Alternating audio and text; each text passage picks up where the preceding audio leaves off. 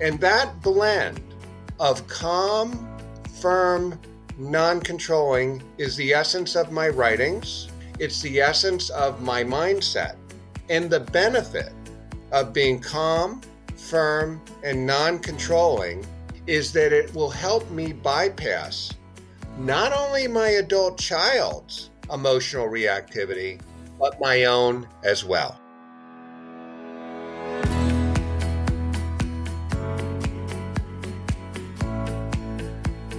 Hello, everyone. I'm Connie Gorant. Welcome to Bite Your Tongue, the podcast. Thanks for joining us as we speak with experts, authors, parents, and even young adults to explore the transition from parenting our young children to building healthy relationships with our now adults.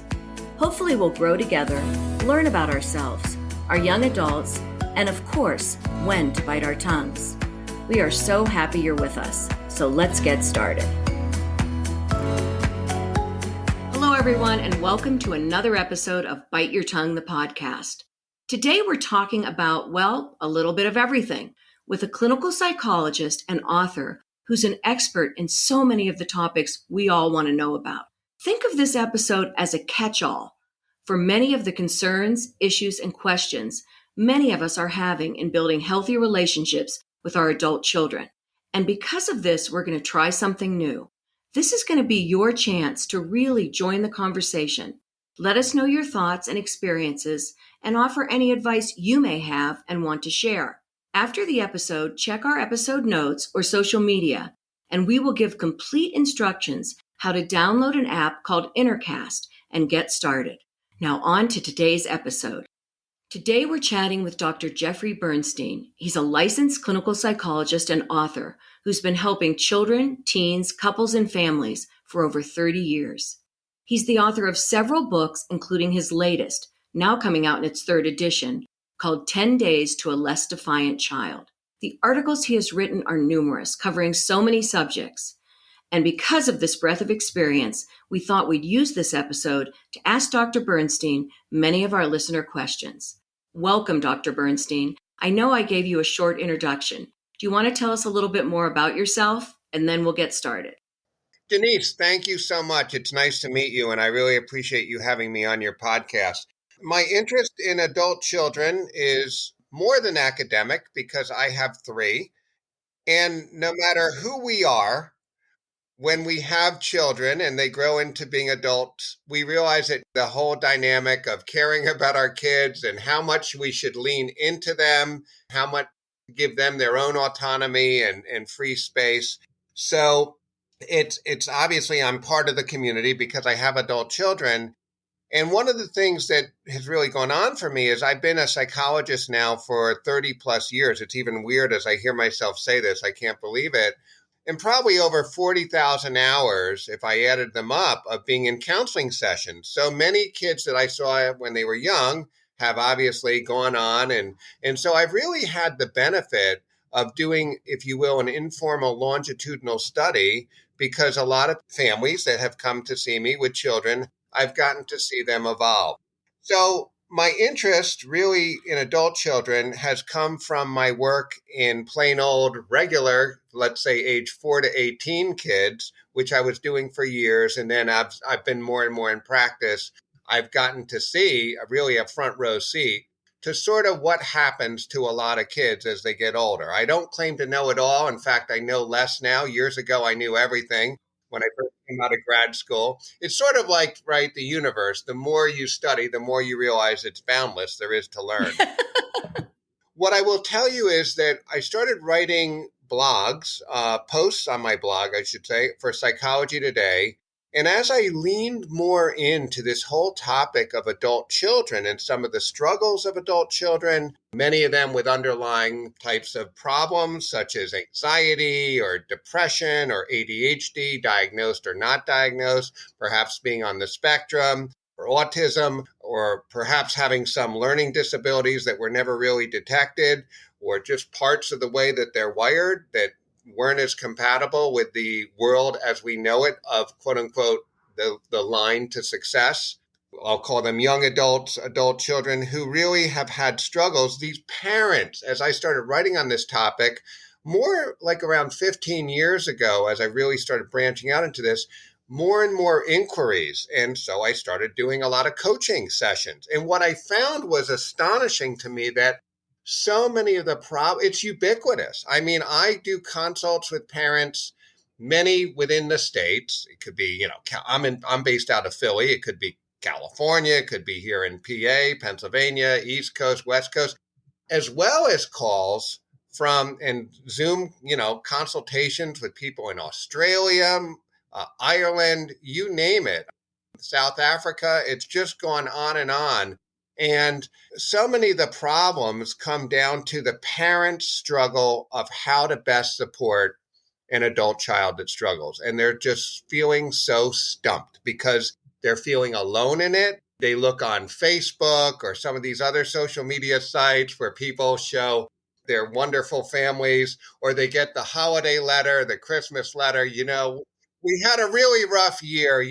My son was going to be VP for Google, and instead he went to Microsoft. And my daughter, she's struggling because she's disappointed. She was going to clerk for a judge in Manhattan, but turns out that she's now gone to San Francisco to clerk for a high up judge, et cetera, et cetera. So, it can be a very lonely place. So I see myself as somebody who is a coach for parents of struggling adult children to help empower them, problem solve, and not feel so alone in it.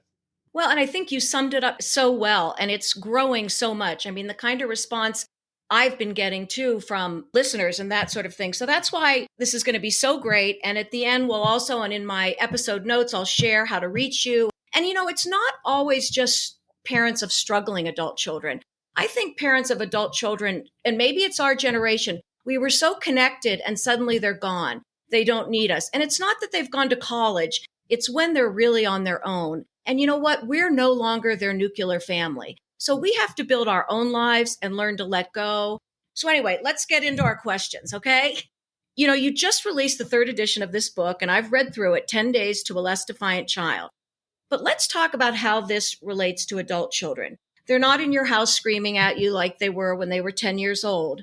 But many of our listeners have shared that although they feel like they have a decent relationship with their adult children, the children are quite disrespectful, rarely showing appreciation. How can parents change this dynamic? We're biting our tongues all the time, so we don't say anything politically incorrect. We don't step on their toes, but we might just get, short answers, or "that's so stupid, mom," or "why are you doing that?" Or, just complete disrespect almost, not all the time, but a lot of the time. I hear you that a lot of times these situations are that our adult children are not living with us, but in some cases, as you are aware, right, they are. So that's true. But what I'm about to say, I really feel applies to each. I just want to come back to one point. You mentioned 10 Days to a Less Defiant Child. The book was really initially designed for kids 4 to 18, but I've, in this third edition, truly believe that it pertains to kids, parents of children, age 4 to 44. I agree. Yeah, because the dynamic of some of what you refer to as the self-absorption, right? And that kind of egocentric way of going at the world, and that limited ability to really know outside of their own emotional sort of agenda of how others are feeling, namely their parents, and how sensitive their parents may be to certain things they're saying or doing, is something that we really want to coach. So the answer I would give you is, if there's any takeaway from today, it's when you feel stuck as a parent, shift over to emotion coach lane. And the more that you see yourself as your adult child's emotion coach, even though they're adults, they're still needing to learn and grow. And if, the reality check for that is you look at yourself. I look at myself. I'm 62. I'm still working on learning and growing. So there's nothing wrong with me seeing myself as their coach. I'm not going to say to them, "Hey, I'm now your coach." It's not, but it's a mindset. What's an emotion coach? Give me an example of what that means when they come at you with something like, "You're always asking me that question. I'm tired of talking about it." How do you respond? Joey, would you agree that if you and I could have a calm and constructive conversation about this, we're probably going to both feel a lot better right now. But you're always judging me, always judging me. I feel like everything I do isn't good enough. Yeah. Joey, there's a reactive side of me right now that wants to get defensive. I do. But you know what, Joey? Me just naming this to you and sounding this out is helping me stay calm because I want to hear what you have to say. It would help me a lot if we can take down the intensity. I'm not dismissing you. I do realize that sometimes I come off judgmental, but I'd really like us to stay in a calm, constructive place because I think it'll help both of us. That sounds good. I think we all need to practice exactly that. So what I'm doing there are a couple things. I'm being calm, I'm being firm, You are? but I'm being non-controlling. And that blend of calm, firm, non-controlling is the essence of my writings. It's the essence of my mindset. And the benefit of being calm, firm, and non-controlling is that it will help me bypass not only my adult child's emotional reactivity, but my own as well. So what I'm doing there, think of it like Indianapolis 500. I don't know much about racing, but I know that when an adult child is coming at a parent, zoom, fast, they're accelerating around that track. The job of the adult parent, if they want to try to really have a calm, constructive conversation, is to stay at 15, 20, maybe 30 miles an hour, not to accelerate and floor it. The problem is you both start going faster and faster around the track, you're going to hit the wall. And we don't want to crash and burn with our kids. We want to be able to keep a nice pace with them. But if you slow down and you stay with it and you remind yourself while you're doing it that you're now not only their parent, but you're their emotion coach, you're coaching yourself too.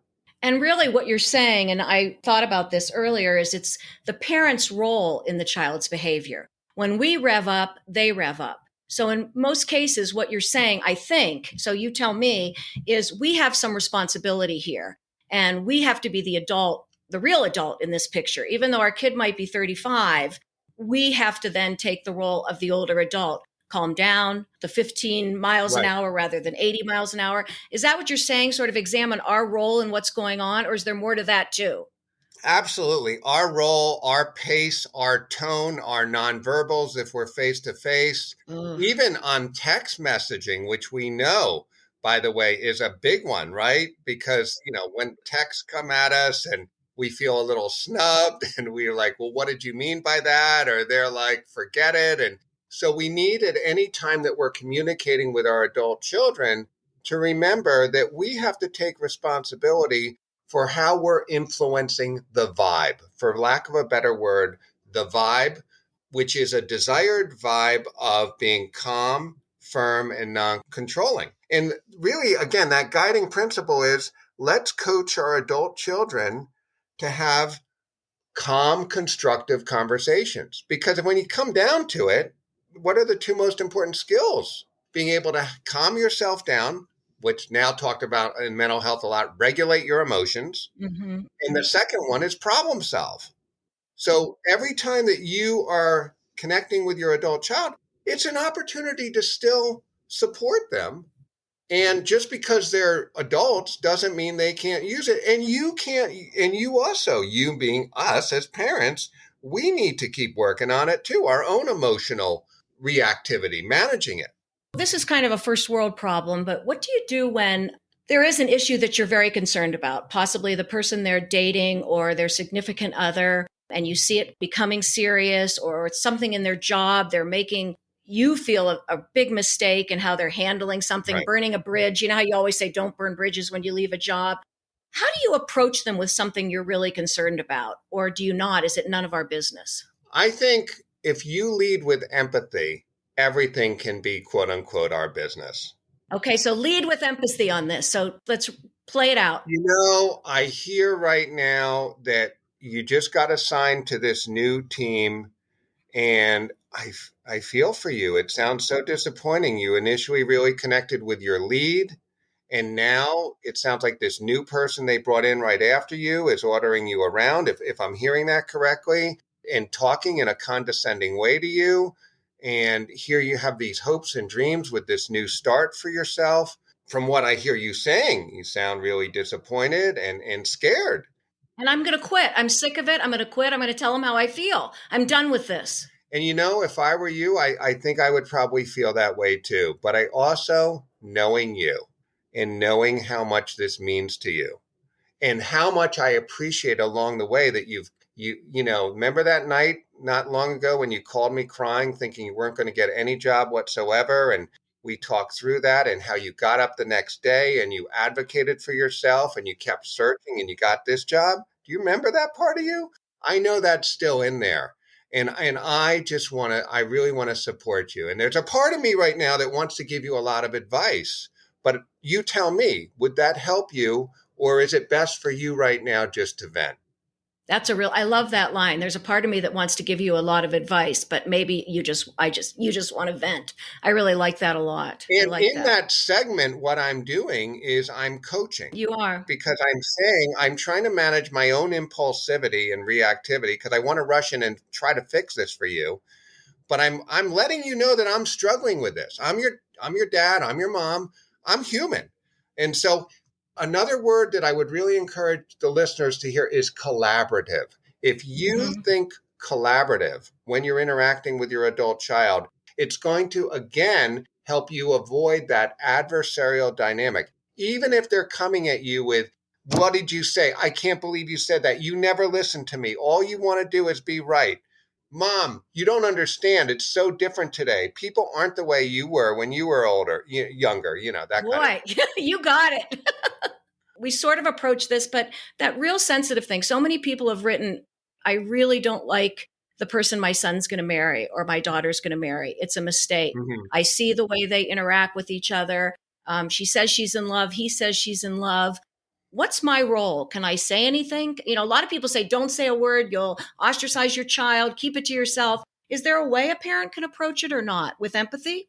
Yeah. I mean, one thing that mental health professionals do, and I'm one of them, is that we often go to it depends. And it can be very frustrating for someone who's asking a valid question. But as much as I don't want to say it, it kind of depends. I mean, I think it depends on the level to which your adult child is coming to you and disclosing some of the concerns that they have about their partner. Well, maybe they're not disclosing anything. You just see it. Right. So if you just see it and there's no disclosures, then I would just step back and I wouldn't rush in because it's just not probably going to go well. I had one client, her daughter was dating a guy and, he was really into video games. He just didn't seem to have the persona, if you will, of being able to be a family person because she wanted that.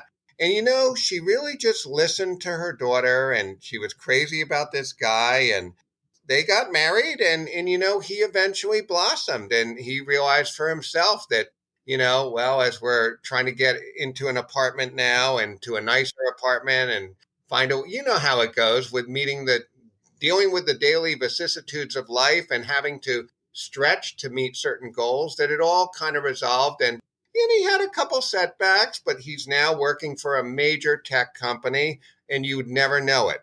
So really what you're saying is trust your child. They're smart enough to know, at least in some ways, if the person's good for them. And they know this person much better than we do. And create the emotional safety so that they can come to you. That they can come to you. And the way you create that emotional safety is with empathy. And you listen and you try not to be overly directive, or you check in with them and say, this is new for me. You have someone in your life, Tim or Beth, whoever. And, I want to be respectful. We used to check in a few times a week. I know you're a little busier now. Why can't parents have a collaborative experience with their adult child and kind of look at the logistics of what they share, what they disclose, and check? Why does it have to be that we have to be in a dark room with bear traps trying to figure it out alone as parents? Now, it's one thing if a parent says to their adult child, I'm back on the dating scene and I want you to evaluate my prospective partners, or what do you think I should do with mom? I'm having an affair and I'm thinking of leaving her, or dad, or what. I mean, you don't want to parentify your child at any age and have inappropriate boundaries, but as far as the dynamic that you have with your child, especially your adult child, why not be open and explore together the best way to give input and to communicate?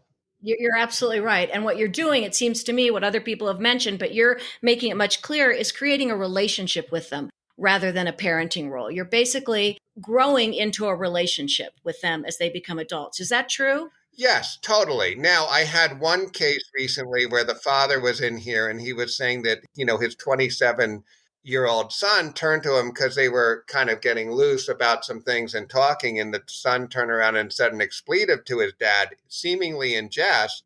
And the dad's like, please, I'm still your dad. Yes, yes. And I do that sometimes too with my kids. I'm like, wait a minute. Yeah. You can say anything you want, but I just want respect. You may not like me, but you got to respect me. Say what you mean, but don't say it meanly, kind of. Yeah, exactly. So you talked about when you were saying this earlier that we used to be in touch a few times a week. Now you're busy. What is an expectation? So one listener literally asked, how often should we expect our adult children to call? Sometimes she says, I just try not to call to see if they'll call. Mm-hmm. They start playing that game. She breaks down finally and calls. And also I hear more people text than call. Even in my situation, my kids and I text. We've got a family text. A lot of people do. We don't have as many long calls. What are our expectations? And should we feel bad if they aren't calling us? Can we encourage them to call us? Or should we just forget it and glad they're texting us when they are? Yeah. It's so funny. I have a mom and I'm so grateful that my mom is with me. She's alive and I'm grateful to have a really good relationship with her. And we have a thing since my dad died. Each morning she'll send a brief email. But I know that if my mom was the kind of person, and she's not, that said, Jeff, why don't you visit me more often, or why don't you call me? It would really turn me off, right? That's sort of what I think. Yep. Now, I'm at a different stage of life, but if you're talking for people who are in their 50s and 60s, around my age, who have adult children, let's say in their 20s and 30s, I don't think we want to chase our kids and pressure them. I think what we can do is really reinforce gently, I really felt good to have you call me or reach out, or, this text really helps me understand how things are going at your new job. And I know you're really busy, so this means a lot to me. And you never have to worry about being patronizing if you speak from your heart. All you need, like parents are like, well, I don't want to say that. Maybe they'll think, you know what? Just check in with yourself. If you mean it, you say it. And if your intention is good, that's what's going to come across. Trust yourself as a parent. I do think there's a little bit of less is more in this day and age because we have so many competing stimuli coming at us with social media and we're just busy and working a lot. But I do think, again, I'll go back to what I said before, check in with your adult child and say, what do you think is a good expectation for both of us? What'll work? And then you can always revisit it. No, I love that. I really, really love that because I think that's so true. I remember when I was young, and you're in the same age bracket that I'm in, we used to call every Sunday night. That's just the way it was. Right. Remember, there were long distance. Remember being in college, the black phone on the door, and everyone would line up and we'd call our parents every Sunday night. I many times dreaded that. I loved my parents, but I didn't have that much to say. Right. If we had text and email and stuff, I think sometimes there's almost a closer connection when I'm getting pictures from them on what they're doing, that I don't need the 45-minute call because they're sharing things in their life on a regular basis in other ways. Does that make sense? It not only makes sense, I love your point. I don't think we look at that enough as parents, how privy, if there's grandchildren or if our adult children are out somewhere at a restaurant or celebrating something and we get to see a picture that's texted to us, picture is worth 1,000 words. That said, let's not minimize the role of our words and the wisdom that we hopefully can pass on. I will tell you that my son and I had an agreement. I have 3 adult children. With my son, we were doing Sunday nights, and we kind of fell off of it just because I think there's so many other ways to communicate, but I know we can go back to that.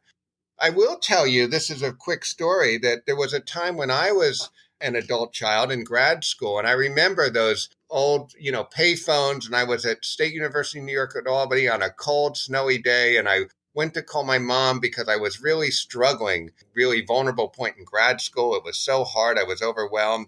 And I remember grabbing the phone and the phone sticking to my ear with snowflakes. And I called my mother, who has always been a great fan of mine. And I was complaining and whining about the schooling and just everything. And I felt this was unfair and that. And I said, Mom, nobody's giving me any positive strokes. And my mother said something to me, just a few words that stuck with me the rest of my life. She said, Jeff, sometimes there comes a time where you have to give yourself your own positive strokes. Mm-hmm. I get goosebumps telling that story. So my message is, as parents, don't underestimate your words and what you have to share, even if you're not speaking as much sometimes. That's so true. And I guess what you just said there, I love your mother. I don't know her, but I love her already. I sometimes didn't share my struggles with my mother. And the reason was she would get so anxious. Yeah. And I'm a little bit like her. And I'm working so hard on allowing them to call me with something that's really not so great in their lives, right, and not freaking out. My mother never showed me her freak out, but I could tell, as you said, non-verbally. So what your mother did just sounded so wonderful. It was a perfect way to say, give yourself your own strokes. You deserve it, was what she was really saying. Right. Yeah. Yeah. So in your book, you talk about stubborn obstacles. Mm-hmm. I think many times if these aren't identified when they're children, and what I'm hearing now from a lot of friends is that depression, particularly for boys, starts to occur in their 20s. So they've gone through all these years with this happy kid or whatever it might be. And also ADHD, the kid might not have identified with this. And suddenly they're young adults, sleep disorders, anxiety, all of these things may not appear until they become young adults. How do parents approach this? Or how do they, or even just health in general? I said to a friend recently, is your son does he get a checkup every year? You know, kids in their 20s don't think, I need a physical every year. So how do you bring up these things to your kids? Should you not? How can you approach these things that might be stubborn obstacles? You see them as stubborn obstacles for them, but they're not identifying them.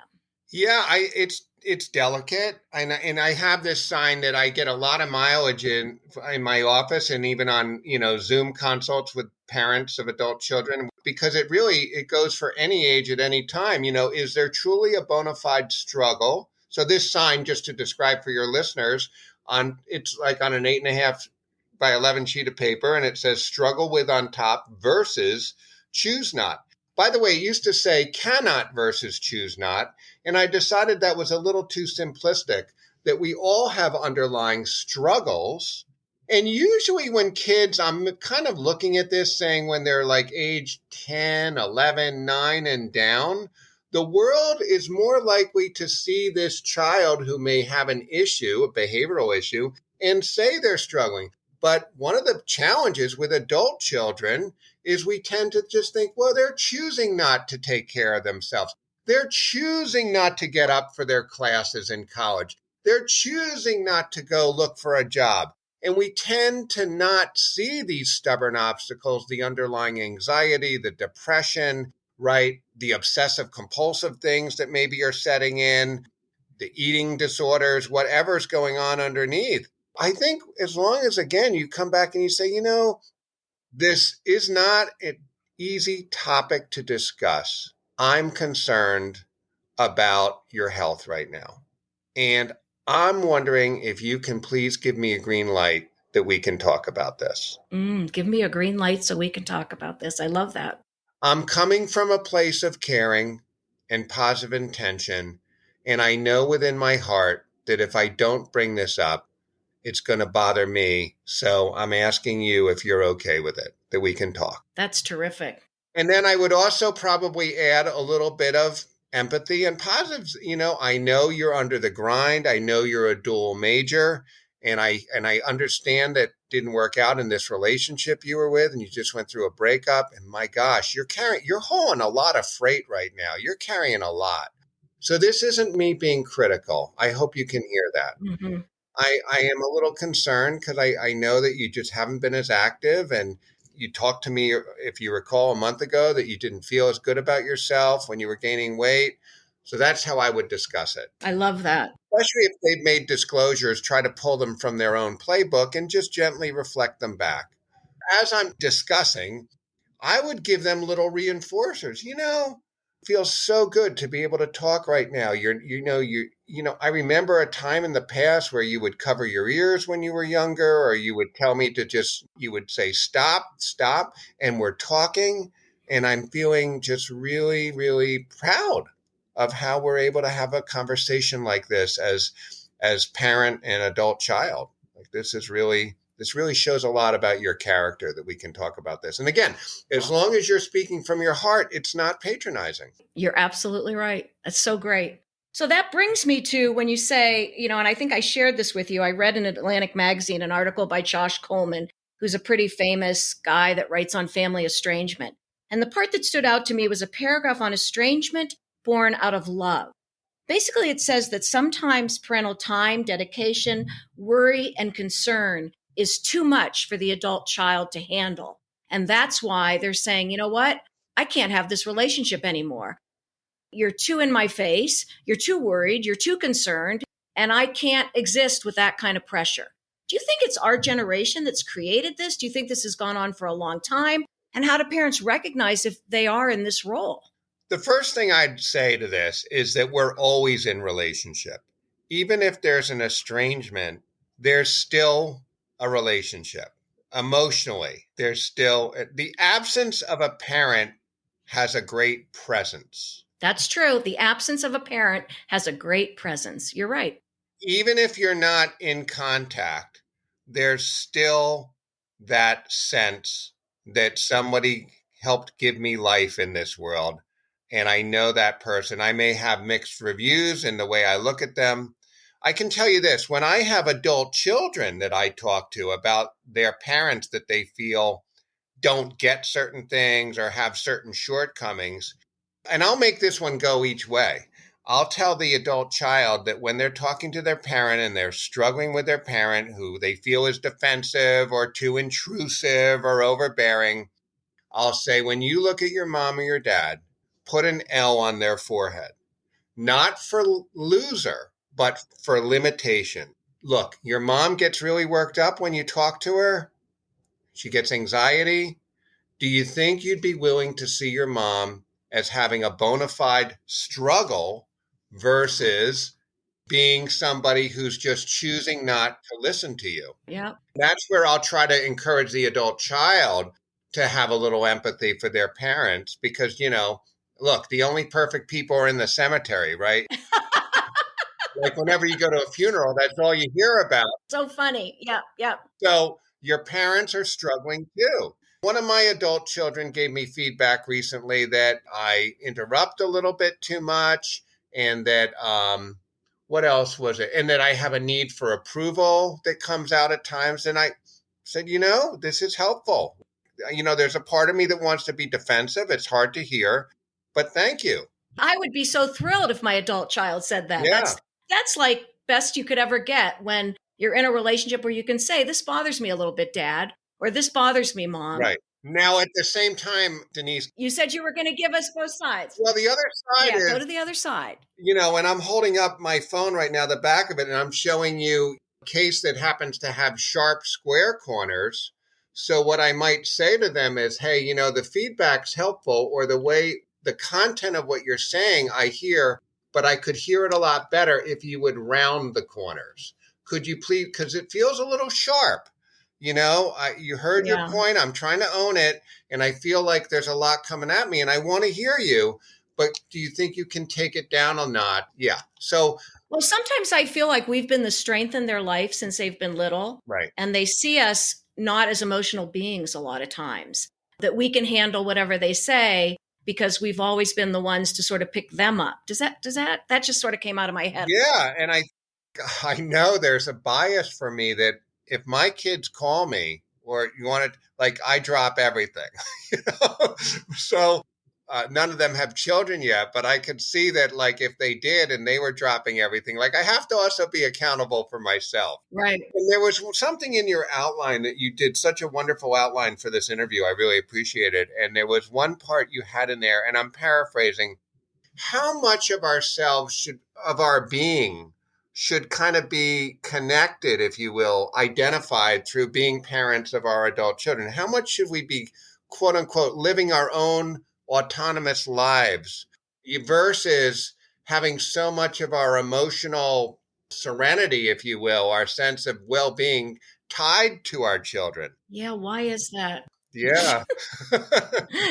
It's hard. And I never expected it. I really thought when I was raising my kids that when they turned 18 or at least got through college, I was kind of done. Right. And one of our interviewers said she had written an article for the New York Times. When they're little, they sit on your lap. When they're big, they sit on your heart. I love it. That's a really wonderful quote. I loved it too. So I want to ask you about one thing. You wrote this book, and I know it was 2009, on liking the children you love. Liking the child you love. Okay. So I think a lot of parents of adult children, they're not sure they like the person this kid has become. What advice can you give to a parent that feels that way about their adult kid? Interestingly, out of all my books, and I've written 8, that one sold the fewest number of copies. I think parents were so afraid of that lying around, they would see at least the hardcover. And even though the cover clearly states liking the child you love, they were very anxious about their kid thinking they don't love them. I mean, what really is clear in that book is we need to give ourselves permission to see our children, our adult children, as having limitations. And I think the more that we can see them as having their L's on their forehead, not for losers, but for having their limitations, the more in check we can keep any feelings of frustration or not liking certain behaviors. So remember, our adult children have limitations. And the more that we can see those limitations, the more we can be empathetic, and the more that our liking will be strong, even though there's some little things we don't like, realizing that we love them. Right. Well, and I think some of it has to do with our generation of thinking, our kid's going to be the prima ballerina or the top of their class. Or, when you grew up, were your parents ever that concerned about your GPA or what your SAT score was? Or whereas our generation, even more now, they're wrapped up in things that just seem crazy. I've got the kids at high school age that are doing multiple sports, SAT camps. I mean, this club, that club, the business club. I mean, they're overscheduled and they are grinding and grinding. But a lot of them really want to do it for themselves too. I hope. As long as the parents support it. And I always say, one other point I'll make as parents, I think it's good to expose, not impose our values. Mm-hmm. I love it. Yeah. Okay. I want to talk about boundaries because I don't understand this, to be honest with you. And I read a lot of it in your book and I've read it on other columns. You even wrote an article, I think, about boundaries. Yep. What are boundaries? What does it mean? And how do we put them into play with our adult children? Yeah, boundaries sounds like a sharper word. It sounds kind of stringent. It sounds kind of very, very firm to the point of maybe even rigid. But I think I would probably replace the word boundaries, now that I'm sounding this out to you, Denise, and just talking with a working understanding. Whether my grammar isn't perfect, a workable or a working. Don't worry about it. This is a conversation. I hear you. But only the perfect people are underground. Okay. Right, just remember, I love that. Yeah. Right back to me on that. Right. Having a workable understanding. I think that if you look at boundaries as, like I was saying before, like how frequent to have contact, what's the expectation? Hey, I need your help. I know you started this new job. We were talking a lot before. I'm getting a sense you're pretty busy. I know now you're seeing Alan, and I know that there was some things you weren't sure of. It sounds like you two have been doing a lot. I'm going to kind of give you a little more space now and let you come to me for the next few weeks, because I'm feeling like I'm really kind of, every time I call you, or most times it feels like I'm kind of pushing. Is that fair that I'm thinking this? So do a check-in, ask them, and again, have a calm, constructive conversation. So I look at boundaries as really a series of discussions, not something that you just assign and leave on autopilot, but rather an understanding about a certain comfort zone you're trying to have with somebody. Mm-hmm. You asked me while you're looking for a job to stay out of it. And, there's a part of me that feels a little hurt. I'm not trying to make you feel guilty. Maybe it's coming off, but just sounding that out right now is helping me. because I don't want to make you feel guilty. I want to give you space. And I realize as I'm talking to you that maybe I was expecting a little bit too much. I mean, I just talked to you last night, and you're right. Not much has changed in the last 24 hours since you didn't even have any other interviews. This is really helpful as I talk to you. And so you do it in a collaborative way. You have an adult conversation about, hey, how do we work together? Whatever the content area is. If there's a significant other, again, that's a thorny one. I'm glad you brought that one up. It is a thorny one. If our adult children are with somebody that, we just don't think are in their best interest, you kind of listen and you may say, when you vent to me about these things that are turning you off, would you like me to just listen or would you like some input? So to me, that's a boundary too. But I think it's a collaborative setting of boundaries wherever possible versus unilaterally setting a boundary. Okay, fine. Then I'm just not going to ask you about Tom anymore because every time I ask you about Tom, I feel like you're biting my head off. You kind of say, help me navigate this with you. That's great. Two more things. I'm going to talk about blame and culture blame. First of all, why is it that the mother seems to always get the brunt of it all? It's because of my mother I'm like this. My mother did this to me. Some listeners have even written that their child will say, I really didn't like the way you raised me. I don't think you did a very good job. You hear all the time that young people or even older people go to therapists and say, the first thing they say is, let's talk about your mother. What is this culture blame with mother? First of all, by the way, to any parent who hears from their adult child, I'm not really sure I like the way you raised me. I think a really cool response from the parent would be, well, I'm glad you feel safe with me to be able to share that with me. Yep, that's good. Because probably a lot of people stew and they don't bring it up. They just stew in silence. So I appreciate, it hurts to hear this, but, I appreciate that you're being open with me. Then you're absolutely right. Well, go ahead. No, you go. I want to talk about mother blame. It's alive and well, and it's amazing how much it is out there. Boy, I don't want to get in trouble for saying this. Do moms sometimes set themselves up for this? Yes. Because there's such a nurturing element. I see it over and over, and I've been doing this for 30-something years, and the kids that come in my office with their parents, I mean, when they're young, they'll snuggle with both parents. But there just seems to be more often than not, there's exceptions to the rule, but more often than not that as they reach pre-adolescence and adolescence and start lashing out in adult children, that you're right. The moms are getting, steamrolled. I've seen this over and over. I do think it's probably that the mothers feel very emotionally safe. And that more often than not, I can think of so many adult children who have said some vile things to their moms that, they're just so anxious because there's people that they probably want to say these things to because they're frustrated. And even themselves, most of the times when adult children are hurting and they're angry at their mother, in this case, there's a lot of self-hatred. And there's nothing wrong with being assertive, right? You don't have to be passive where you do nothing. You don't want to be aggressive where you trample over them, but assertive is kind of gently saying to them, hey, you know what? Again, I would love to have a calm, constructive conversation with you. I can never have a calm, constructive conversation with you because you don't blank and listen. You know what? There's been times that I could have done a better job listening, but I'm here right now. And if this isn't the time for you, okay. But I'm learning and growing. I am learning and growing, and I hope we can do this together. You hear how that kind of, Yes, definitely. Is there ever a time you can say, when my kids were little, I used to say that they had to be nice to their teachers, nice to their friends, nice to the bus driver. And I used to say to my kids, if you really need to get stuff out, just warn me that you're using me to get it out. I wonder if when they're adults and they're doing this, like you say, the mom's the safe place, is there a way to reply and say, am I your safety net right now? Or are you really feeling this? Or is that then telling them you don't really believe what they're saying? You know what I mean? Is there a way to say it that would be appropriate? I'm still here for you more than ever, and I appreciate you talking.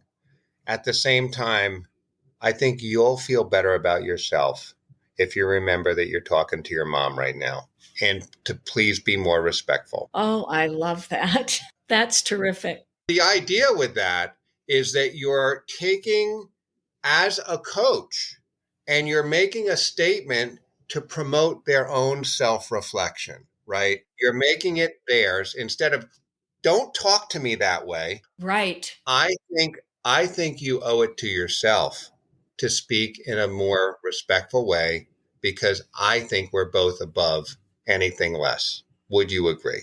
Woo. Because your immediate reaction would be, I'm your mother, don't talk to me that way.